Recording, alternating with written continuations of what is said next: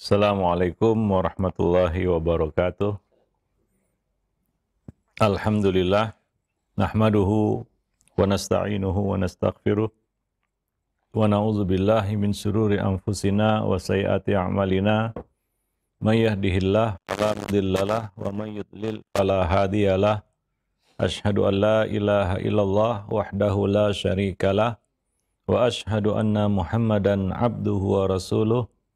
Ya ayyuhalladzina amanu ittaqullaha haqqa tuqatih wa la tamutunna illa wa antum muslimun amma ba'du. Fa inna ahsanal kalami kalamullah wa khairal hadi hadi Rasulillah sallallahu alaihi wasallam wa syarrul umur muhdatsatuha wa kullu muhdatsatin bid'ah wa kullu bid'atin dhalalah wa kullu dhalalatin finnar. Ma'asyiral muslimin wal muslimat, para pemerhati roja rahimani wa rahimakumullah. Pertama, kita bersyukur pada Allah Subhanahu wa taala pada kesempatan pagi yang berbahagia ini kita dapat kembali bertemu di sini di program kajian Islam ilmiah. Kita masih bersama buku Mendidik Anak Tanpa Amarah. Pagi ini kita akan lanjutkan pembicaraan kita. Sebelumnya salawat dan salam tidak lupa kita limpahkan untuk Nabi kita Muhammad sallallahu alaihi wasallam, keluarga beliau, sahabat beliau, dan umat beliau sampai hari kemudian. Pada pembahasan yang lampau kita telah membicarakan beberapa sikap yang keliru dan salah dari orang tua ya dalam memberikan teguran kepada anak-anak mereka, pada anaknya. Ya, di antaranya adalah ya mengutuk. Ya, Nabi SAW telah menafikan sifat ini dari muslim atau mukmin. Laisal mu'min bit-ta'an walal la'an. Seorang muslim itu atau seorang mukmin itu bukanlah orang yang ta'an, ya selalu banyak mengejek, walal la'an dan banyak mengutuk. Jadi inilah sifat yang Nabi nafikan ya dari seorang mukmin. Mukmin tidak boleh seperti itu. Suka mengejek ya, suka memburuk-burukkan atau suka melaknat dan mengutuk. Terlebih lagi ya, yang menjadi sasaran kutukan kita itu adalah anak sendiri. Ya, kadang-kadang ini muncul karena marah. Ya, ketika kita sedang marah, maka muncullah ucapan-ucapan yang tidak layak, tidak baik. Ya, kadang-kadang ya kata-kata itu bermuatan doa, ya, bermuatan doa, yang mana bisa saja hal itu terkabulkan. Misalnya mengatakan kepada si anak durhaka misalnya, contohnya, ya, ya bagaimanapun ya. Buruknya kelakuan yang ya si anak ini atau kesalahan yang dilakukannya, tidak selayaknya kita memanggil, menyebut, mengucapkan kata-kata itu kepadanya.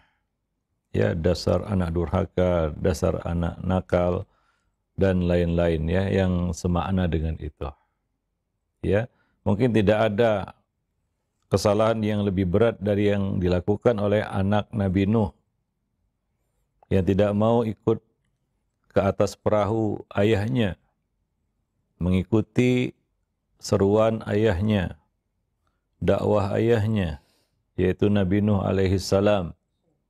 Tapi apakah saat Nabi Nuh melihat anak itu di atas, diombang-ambingkan oleh gelombang air banjir itu, apakah Nabi Nuh mengeluarkan kata-kata kutukan, umpatan, ejekan, atau kata-kata sejenisnya? Tidak. Ya, padahal kesalahan yang dilakukan oleh anak ini sangat besar. Ya, dia tidak mengikuti dakwah Nabi Nuh alaihi salam, tidak mengikuti seruan Allah Subhanahu wa taala untuk naik ikut bersama Nabi Nuh di atas perahu beliau. Namun Nabi Nuh tidak mengucapkan kata-kata yang tidak pantas di situ. Bahkan ia memanggil anaknya dengan sebutan ya bunayya, wahai anakku. Padahal kesalahannya ini cukup besar. Nah, kadang-kadang kita terhadap anak-anak kita, kesalahannya tidaklah separah kesalahan anak Nabi Nuh, tapi ucapan kita luar biasa. Ya. Nah, itu biasanya terjadi, ya, terlontar kata-kata kutukan seperti itu karena marah. Inilah buruknya marah itu ya. Kadang-kadang orang nggak sadar apa yang diucapkan oleh lisannya, yang berujung atau berbuah penyesalan. Dia telah mengucapkan kata-kata itu. Ya, maka hindari ya, suka mengutuk atau memberikan kutukan ya kepada anak kita sendiri. Atau melabelinya dengan sifat-sifat yang jelek. Ya, yang justru akan menanamkan sifat tersebut pada dirinya. Ketika anak mendengar kata-kata seperti itu, anak nakal, anak durhaka, ya, dan sejenisnya, anak malah semakin meyakininya. Ya, ketika dia mendengar itu, dia meyakini apa yang dikatakan oleh orang tuanya kepadanya. Nah, sikap mengutuk ini juga akan membuat anak itu bertambah berani untuk melakukan dan mengulangi kesalahannya, bukan malah jera. Maka sikap mengutuk yang ditunjukkan oleh orang tua akan mengajarkan anak itu untuk bersikap negatif, ya. Justru menanamkan padanya akhlak yang tercela dan menjadikannya sebagai korban dari perkataan orang tuanya sendiri. Ya. Nah, demikian. Wallahu a'lam bishawab. Maka dari itu ya, menghadapi anak memang perlu bersabar. Sebagai orang tua tentunya kita tidak mengharapkan keburukan pada anak kita. Bagaimanapun kesalahan yang dilakukannya. Ya, anak tetap anak. Dia adalah darah daging kita. Kita menghendaki kebaikan. Kita tidak boleh berputus asa lalu mengucapkan kata-kata yang bisa menyebabkan kerugian baginya dunia dan akhirat. Ya cukuplah ya cerita-cerita anak durhaka itu hanya ada di dalam buku cerita saja. Tidak perlu kita tuangkan dalam kehidupan nyata. Dan itu juga masih hikayat. Antah berantah, nggak tahu kita benar atau tidaknya. Ya, yang jadi contoh dan teladan kita bukan maling kundang, bukan sampuraga, bukan cerita-cerita yang mungkin itu dongeng. Nggak jelas asal-usulnya. Ya, cerita mungkin dari mulut ke mulut saja. Seharusnya menjadi teladan kita adalah kisah Al-Quran. Bagaimana Nabi Nuh ya mendakwahi anaknya yang sampai detik-detik akhir, momen-momen akhir, last minute, tetap tidak mau ikut dakwah beliau. Bagaimana Nabi Nuh sabar menghadapi anak itu dan masih mengajaknya untuk ya mengikuti beliau. Ya, sampai ketika anak itu sudah tenggelam bersama orang-orang yang tenggelam, Nabi Nuh masih berharap juga walaupun Allah melarang ya untuk berharap lagi karena sudah selesai urusannya dengan dunia. Tapi selama anak itu masih ada di dunia, masih ada harapan untuk baik. Kita nggak tahu akhirnya bagaimana. Nabi Nuh juga nggak tahu akhirnya bagaimana. Apakah anak itu akan dapat hidayah atau tidak. Yang jelas kita sebagai orang tua harus terus berusaha. Jangan putus asa. Makanya sering kita katakan orang tua tidak boleh merasa gagal di dalam mendidik anak-anaknya. Tapi dia harus merasa salah. Tujuannya agar dia memperbaiki kesalahan demi kesalahan yang dilakukannya agar semakin baik, ya menjadi lebih baik. Seperti itu. Ya, jadi hindari mengutuk itu walaupun ada di cerita-cerita hikayat-hikayat ya manusia. Mengutuk anaknya jadi batu, mengutuk anaknya ya itu tidak pantas dilakukan oleh seorang tua. Ya. Nah, tidak ada kisah di dalam Al-Qur'an orang tua dicontohkan mengutuk anaknya seperti itu. Ya wallahu a'lam bishawab. Nah, demikian. Jadi yang harus menjadi inspirasi kita di dalam mendidik anak itu adalah kisah para nabi dan rasul. Bagaimana sabarnya Nabi Yakub menghadapi anak-anaknya. Ya, yang kita tahu bagaimana kisahnya yang disebutkan di dalam surat Yusuf, ya. Bagaimana kesabaran Nabi Yakub, ya, atas kesalahan anak-anaknya itu. Ya, beliau hanya mengatakan innama ashku bathi wa huzni ilallah. Aku hanya mengadukan kesedihan dan kepiluanku kepada Allah Subhanahu wa taala. Ya, nah demikian. Dan berkat kesabaran Nabi Yakub tersebut, ya, keluarga itu bisa utuh kembali. Itu pelajaran penting yang bisa kita petik dari kisah Nabi Yakub bersama anak-anaknya.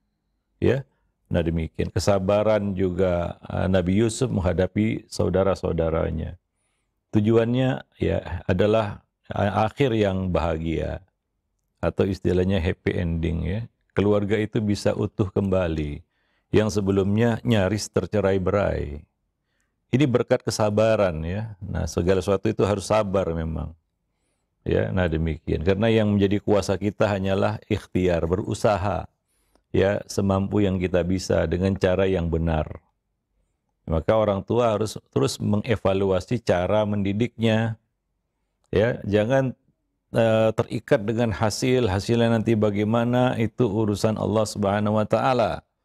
Allah hanya memerintahkan kita, ku anfusakum wa ahlikum nara wa'mur ahlaka bis salati wastabir 'alaiha. Ya, dan perintah-perintah lainnya yang Allah Subhanahu wa taala tujukan kepada para orang tua, ya, untuk mendidik anak-anak mereka. Hasil di tangan Allah Subhanahu wa taala. Ya, puncak ikhtiarnya adalah doa tentunya. Ya, jangan putus untuk berdoa yang baik-baik, ya, untuk anak kita. Jangan doa yang buruk-buruk. Bagaimanapun kesalahan yang dilakukan oleh si anak itu.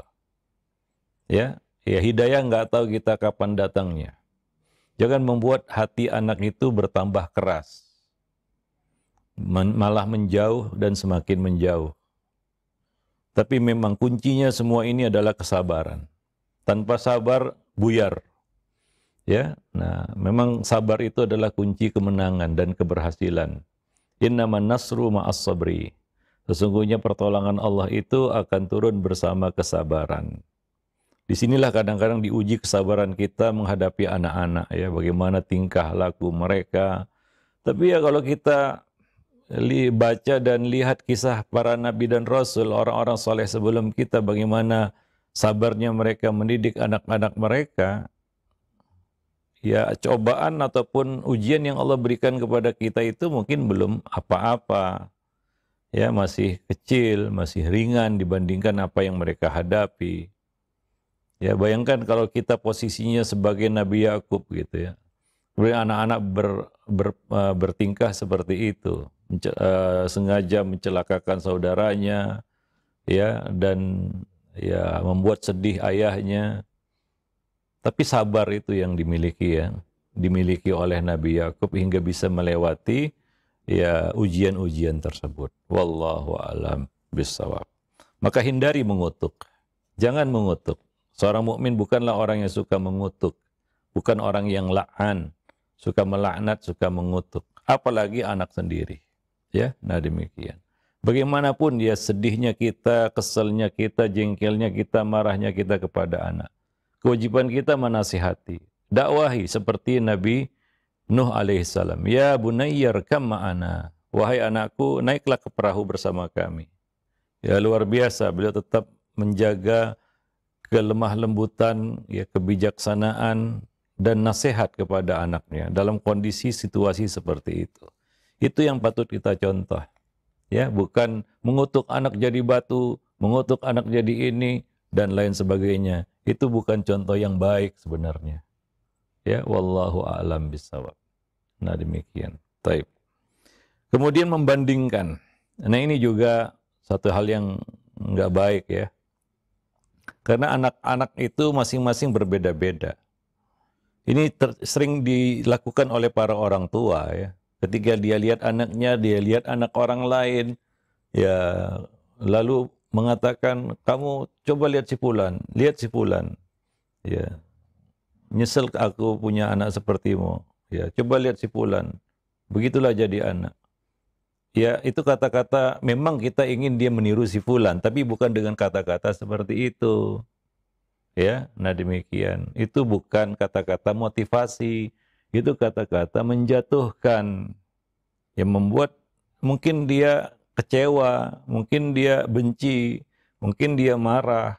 Ya, nah demikian. Ya, maka kita berikan kata-kata yang positif.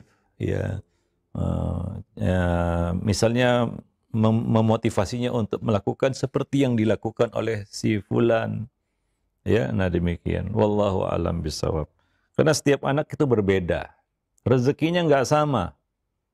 Ya, nggak ada manusia datang ke dunia dengan rezeki yang sama. Ini yang harus kita maklumi dan sadari. Ya, anak-anak itu berbeda rezekinya. Oleh karena itu juga setiap anak memiliki masalah sendiri-sendiri, masing-masing, nggak sama dengan masalah anak orang lain, dengan anak-anak lainnya, ya. Bahkan antara anak-anak kita saja itu berbeda-beda rezeki yang Allah berikan kepada mereka walaupun berasal dari satu rahim. Maka jangan samakan anak kita dengan yang lain, bahkan dengan saudara-saudaranya sendiri sekalipun. Apalagi dengan anak orang lain. Ya kita kan nggak tahu masalah anak orang lain itu. Mungkin juga punya masalah, kita nggak tahu. Ya, nah demikian. Wallahu a'lam bishawab. Maka jangan pernah membandingkan seorang anak dengan anak yang lain. Perbuatan seperti ini hanya akan merusak kepercayaan diri dan kemampuan anak. Ya. Selain itu cara ini malah akan menjadikannya yakin bahwa dia tidak akan mampu seperti orang lain. Ya, nah demikian. Wallahu a'lam bishawab. Lebih parah lagi, anak menjadi kurang respect sama orang tuanya, terhadap orang tuanya. Ya. Ya kan terasa juga kita aja dibanding-bandingkan dengan orang lain, kita merasa sepertinya saya ini bukan suami yang diharapkan, kan begitu ya. Ini kita bisa dibandingkanlah dengan laki-laki lain atau misalnya dengan suami lain misalnya. Ya, kita pun jengkel, kesel ya, kita pun kecewa gitu ya, seolah-olah dalam hati kita akan berkata, sepertinya saya ini bukan suami yang diharapkan. Yang diharapkan oleh istri saya itu seperti fulan dan fulan. Ya, ini kan akan meruntuhkan kepercayaan diri, ya, dan juga akan mencerai-beraikan rasa kasih sayang gitu. Ya, ini akan menumbuhkan benih-benih kebencian. Ya, wallahu alam bisawab. Siapa saja tidak suka dibanding-bandingkan dengan orang lain. Karena masing-masing orang berbeda garis tangannya, nggak ada yang sama. Maka kita juga memperlakukan anak-anak kita itu ya sesuai dengan apa yang menjadi masalah mereka. Itulah orang tua yang bijak, tidak menyamaratakan. Masing-masing anak berbeda-beda. Treatmentnya juga berbeda-beda. Pendekatan yang harus kita lakukan juga berbeda-beda.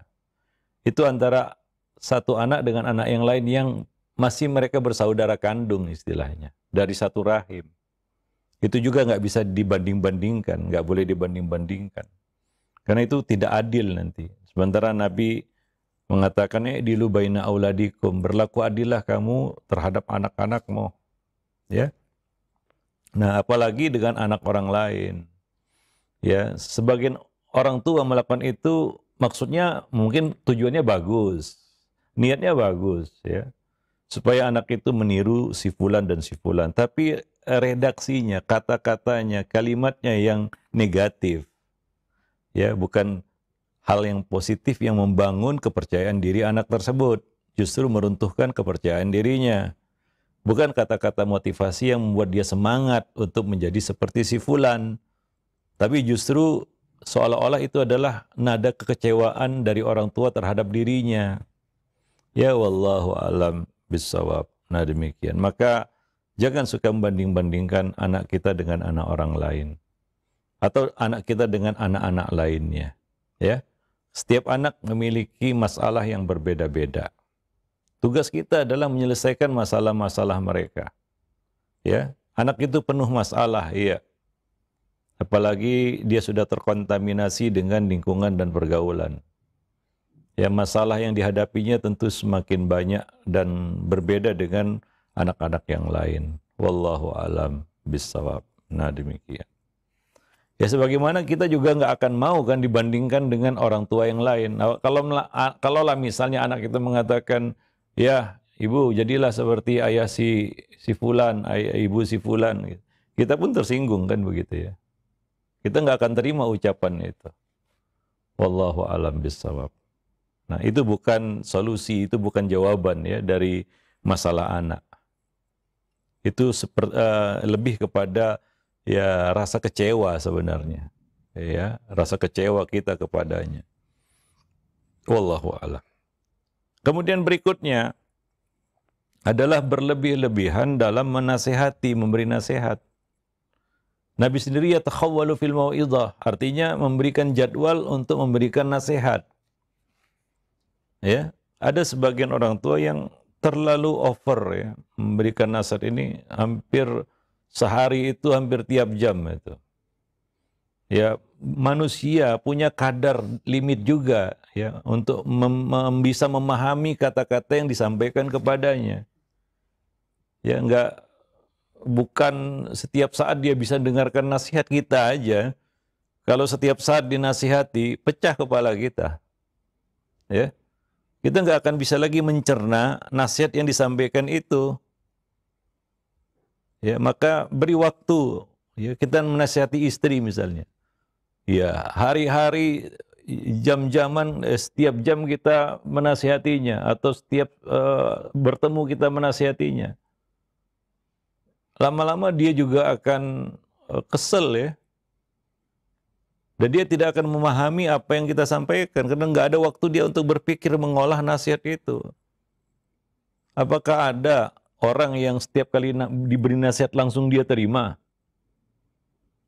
Ya, kalau kita lihat kepada diri kita lah, berapa kali kita dinasihati, apakah langsung terima?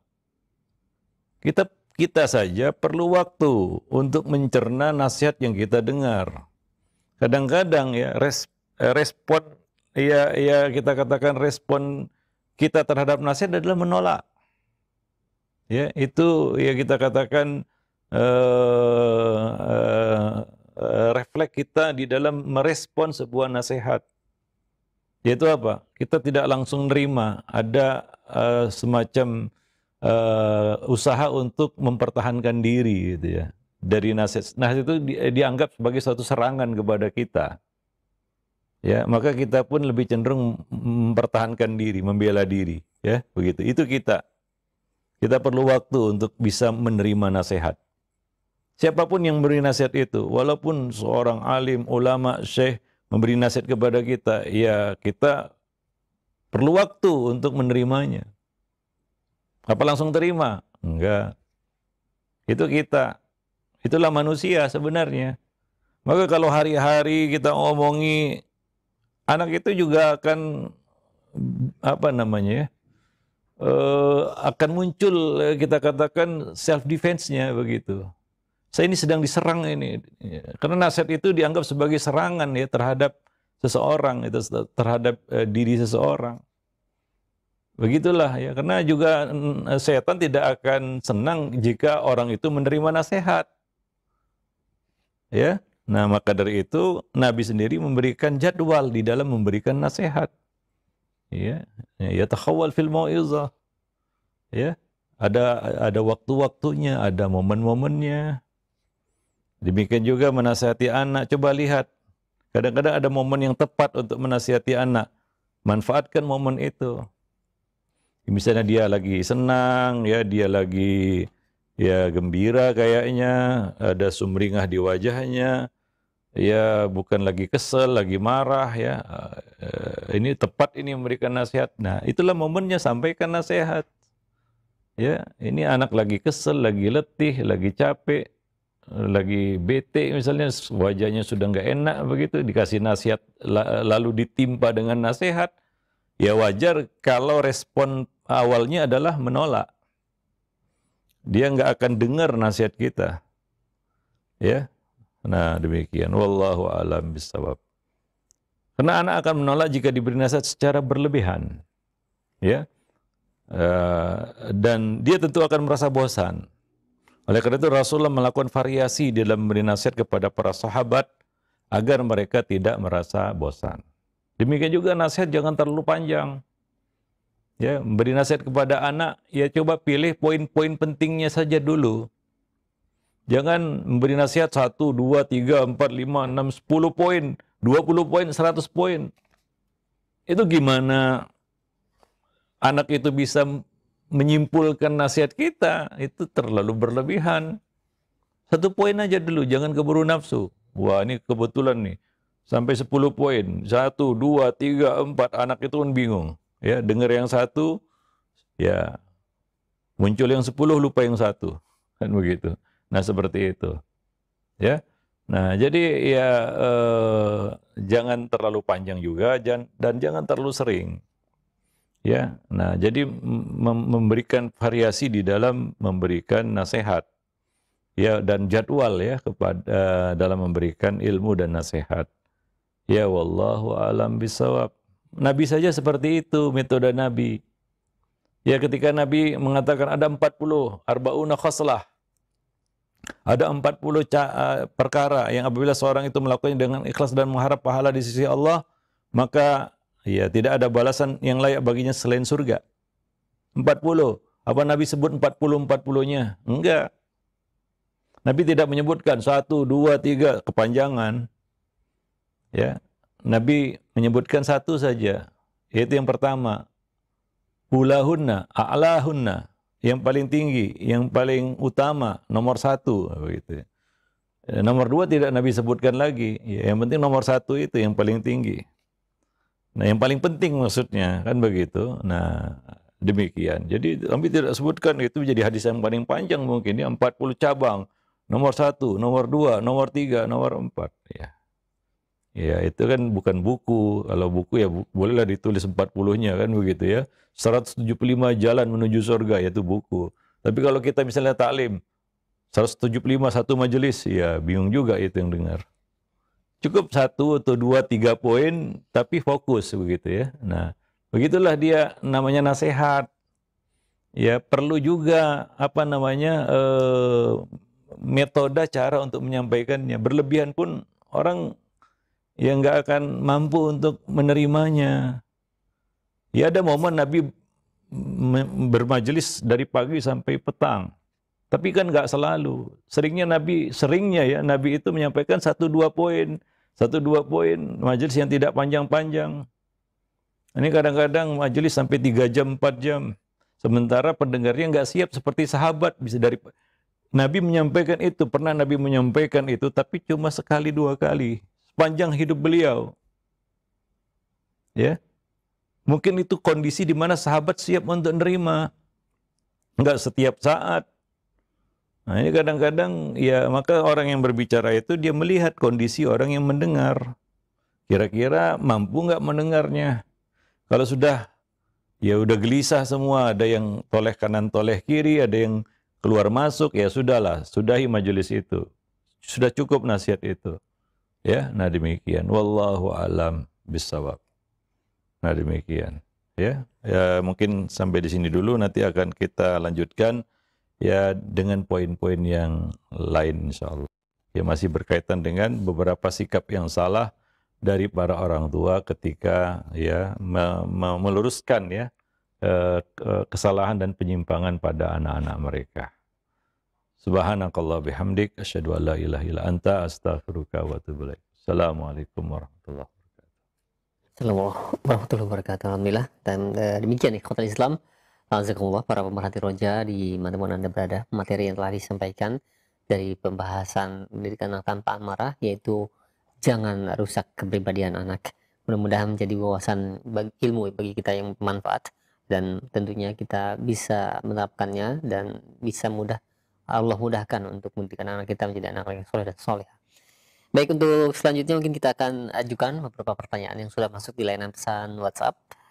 Yang pertama, Ustaz, ada penanya yang berada di Cilegon. Assalamualaikum warahmatullahi wabarakatuh. Ustaz, bagaimana cara solusinya menghadapi anak yang merasa jenuh dengan tugas-tugas sekolah? Di mana anak saya 10 tahun sekolah di SD Islam Terpadu. Dia masuk pagi sekitar jam 7 dan pulang jam 4, dan tugas-tugasnya sangat banyak sekali sehingga dia merasa jenuh dengan hal tersebut. Ustadz, mohon nasihatnya. Masalahnya ya sekolah yang berikan tugas ya. Ya tentunya para guru juga ya, berkoordinasi ya. Kalau semua guru memberikan tugas ya, berapa mata pelajaran itu ya, maka ya harus ada koordinasi juga ya. Dan juga memberikan tugas itu jangan terlalu banyak ya. Ya lebih kepada memancing ya, kita katakan kreativitas si anak. Itu tugas rumah lah begitu ya. Bukan macam rodi jadinya ya. Ya, karena ya waktu manusia terbatas. Ya, waktu anak-anak juga terbatas juga. Satu hari cuma 24 jam. Ada waktu tidur, waktu makan, ya, ada waktu bersosialisasi, ada waktu belajar, waktu sekolah dan lain-lain. Itu kan semua ada kita katakan plotnya ya. Nah, misalnya waktu bermain anak. Dunia anak itu dunia bermain. Maka jangan rampas ya hak mereka bermain. Itu hak mereka. Harus kita berikan. Jangan dirodi anak itu ya dengan hal-hal yang menjadi seolah seperti orang dewasa begitu ya. Orang dewasa saja belum tentu mampu memikulnya. Ya, ini anak macam kerja kantoran, berangkat pagi pulang petang. Itu masih lagi dengan tugas-tugas semacam orang kantoran jadinya. Ini berat bagi anak, iya berat itu. Ya lama-lama dia bisa jenuh juga, iya betul. Kalau anak mengeluh jenuh itu wajar. Bayangkan dia sudah sekolah dari pagi sampai petang. Malam-malam harus dicekoki lagi dengan tugas-tugas yang melimpah gitu ya. Nanti dia frustasi gitu. Lama-lama anak itu merasa tidak mampu dan memang itu ada batasnya, ada limitnya. Ya, nah maka coba ya pihak sekolah di sini ya mungkin ya terutama para guru ya. Ya apa berperikemanusiaan lah sedikit kepada anak-anak kan begitu ya. Nah, memang tugasnya tujuannya bagus. Oh, supaya anak ini sibuk. Sudah terlalu sibuk dia, Bapak Ibu guru, ya. Anak itu. Anak itu perlu bersosialisasi juga dengan saudara-saudaranya, dengan ayah bundanya, ya, dengan tetangganya, ya, dengan teman-temannya. Dia perlu waktu bermain, dia perlu waktu istirahat juga. Kalau seperti itu tiap hari, ini kan macam orang dewasa. Dan itu sangat berat itu. Kita nggak tahu konsep sekolah full day itu ya. Untuk tujuan apa itu juga nggak ngerti kita. Apakah ingin memasukkan maklumat sebanyak-banyaknya kepada anak? Kan nggak juga. Ya, bukan seperti itu. Ya, cara membangun ya seorang anak supaya menjadi anak yang ya qualified misalnya. Ya. Dan kebanyakan apa yang dipelajari itu justru terbuang percuma ketika dia sudah menginjak remaja dan dewasa. Ya, kalau di luar sana, sekolah-sekolah sudah mulai memikirkan sekolah berbasis bakat, ya. Jadi lebih fokus, begitu ya. Nah, mungkin kita juga bisa memulainya. Wallahu a'lam bishawab. Ya bukan ya seperti orang kantoran gitu ya, pergi pagi pulang petang, lalu masih ada tugas-tugas seperti tugas kantor gitu ya. Waduh luar biasa itu. Ya, nah demikian. Ya, dan sebagian anak juga ya sudah mengalami stres ya. Padahal seharusnya anak-anak itu kan harus apa namanya ya lepas dari yang namanya stres itu ya.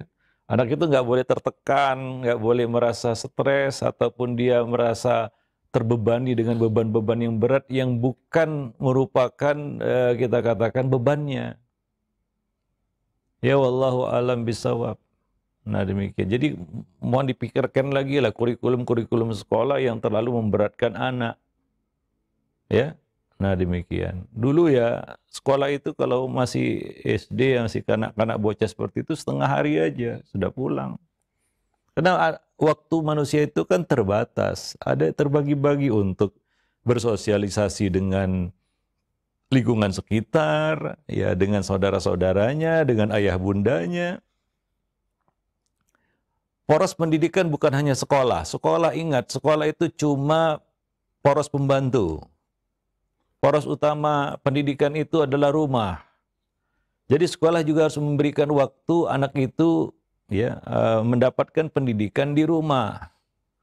Oleh karena itu perlu koordinasi dengan para wali, orang tua di rumah untuk ya ayah bunda di situ ya, untuk berbagi tugaslah di rumah untuk memberikan pendidikan di rumah kepada anak-anak mereka. Pendidikan rumah itu lebih efektif, lebih menempel, lebih mengena ya dan lebih kita katakan kita katakan lebih terfokus ya kepada si anak itu. Itu pendidikan di rumah. Pendidikan rumah. Pendidikan sekolah yaitu cuma membantu anak itu saja. Ya wallahu alam bisawab. Yang namanya pendidikan kan bukan hanya mengejar selembar ijazah itu. Ya, kalau itu jadikan tujuan hancur sudah nanti pendidikan. Itu bukan pendidikan, itu pengetahuan ya. Selembar kertas ijazah ya yang enggak mewakili apa-apa sebenarnya. Wallahu a'lam bishawab. Nah, ini yang perlu ya kita perhatikan ya. Sehingga anak itu enggak seperti macam di Romusa gitu ya. Macam kerja rodi gitu. Kasihan juga lihat anak-anak itu. Ya, wallahu a'lam bishawab. Yang bermanfaat dan ini bisa juga jadi pertimbangan ya untuk para pemilik sekolah yang terpadu itu saja ya, full day yang dari pagi sampai sore itu. Iya, baik. Untuk selanjutnya kami ajukan pertanyaan 6. Ada Munazir yang berada di Cibinong. Ustadz, anak laki-laki saya sekarang alhamdulillah sudah kelas 9 di pondok pesantren, namun qadarullah dia tetap dengan pilihannya tidak mau lanjut untuk tingkat SMA-nya. Dia ingin lanjut sesuai pilihan dia. Apa yang harus saya lakukan Ustaz sebagai orang tua, karena saya pun khawatir salah memutuskan. Apakah kita biarkan untuk memilih pilihan dia karena dia sudah dibekali selama SMP di pondok pesantren dengan agama? Ya, kelas 9 itu artinya dia sudah remaja ya. SMP ya, kelas 9 itu atau SMA? SMP. 8, 9. Saya SMP kelas 3 Ustaz. SMP kelas 3. Yang mau naik SMA. Iya, betul. Itu remaja. Masa remaja itu masa yang tersulit ya di dalam jenjang pendidikan anak. Nah, itu adalah masa transisi, masa di mana seorang itu melakukan sesuatu itu setengah sadar. Kalau anak-anak tanpa kesadaran, itu anak-anak. Melakukan tanpa kesadaran, nol kesadaran. Ya. Remaja 50%, setengah sadar. Gitu. Kalau dewasa ya dia kesadaran penuh. Ya. Dia sudah mengerti tanggung jawab, dia mengerti konsekuensi. Kalau saya lakukan ini, konsekuensinya ini, itu dewasa namanya. Tapi kalau anak remaja itu setengah sadar, ya, setengah kesadaran. Nah, ini agak repot. Ya, untuk betul-betul bisa membimbingnya, menuntunnya, perlu pendekatan yang lebih lebih intens lagi kepada anak-anak remaja.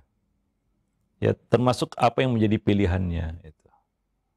Ya, anak itu banyak keinginannya. Karena masa yang terindah, kita katakan masa yang terindah di masa remaja itu adalah membangun cita-cita. Ya, membangun cita-cita. Dari situlah cita-cita itu terbangun. Mulai dari remaja itu. Anak-anak belum mengerti cita-cita dia. Kalau dikatakan apa cita-citamu nak? Wah, jadi presiden katanya. Jadi anak-anak asal bunyi aja kan begitu ya. Dia nggak tahu apa itu presiden, apa itu tugas presiden, gimana beban tanggung jawab seorang presiden, dia nggak ngerti itu ya. Nah, dia asal bunyi aja dia kalau ditanya cita-cita. Tapi kalau remaja ya nggak ditanya pun sudah dalam benaknya itu. Nah, ini tentunya anak remaja ini masih belum mengerti apa yang jadi maslahat ya bagi dirinya. Jadi perlu di situ campur tangan orang tua, mengarahkan.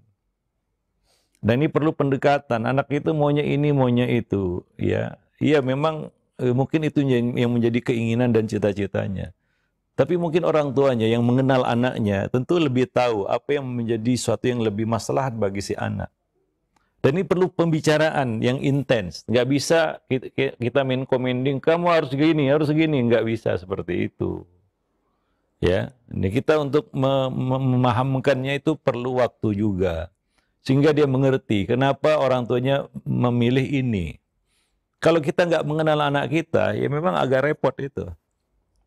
Ya. Nah, tapi kalau kita mengenalinya dan mengenali bakatnya dan yang terbaik baginya, kita bisa arahkan itu dan masuk akal baginya, make sense baginya. Oh, orang tua saya ingin begini karena saya ini begini sebenarnya, begitu. Ngomong sama anak remaja itu nggak bisa ya kita katakan main commanding lagi, yaitu main surah suruh segitu.